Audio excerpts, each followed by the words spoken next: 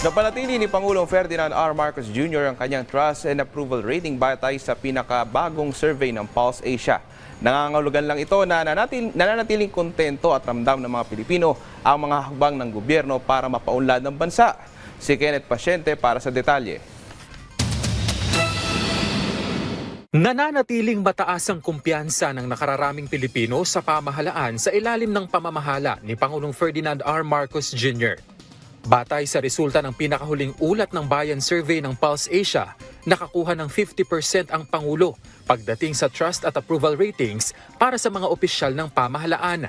Bagaman bahagya itong bumaba kumpara sa nakuhang marka ng Pangulo noong Hunyo, nananatili namang mababa ang porsyento ng mga Pilipino na may maliit na kumpiyansa sa punong ehekutibo na naitala lamang sa 22% habang 28% ang undecided. Naitala ang pinakamataas na satisfaction rating ng Pangulo sa Balance Luzon na sinundan ng National Capital Region at Visayas.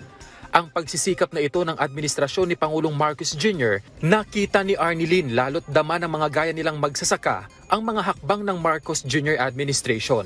Tumaas ang presyo ng palay. Dati po kasi mababa ang presyo ng palay. Nung tumaas, malaking tulong po sa amin na dagdag kita. Pero para kay Annalisa, marami pang dapat pagtuunan ng pansin lalo na ang trabaho at kahirapan.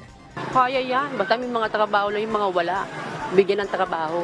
Samantala, bumaba naman ng 9% at 10% ang approval at trust ratings ni VP Sara. Si Senate President Chis Escudero nakakuha ng 60% at 50% na approval at trust ratings, habang 32% at 31% naman ang kay House Speaker Martin Romualdez. Isinagawa ang ulat ng Bayan Survey mula September 6 hanggang September 13 sa nasa 2,400 na adult respondents. Mayroon itong plus-minus 2% margin of error at 95% confidence level. Kenneth Pasyente para sa Pambansang TV sa Bagong Pilipinas.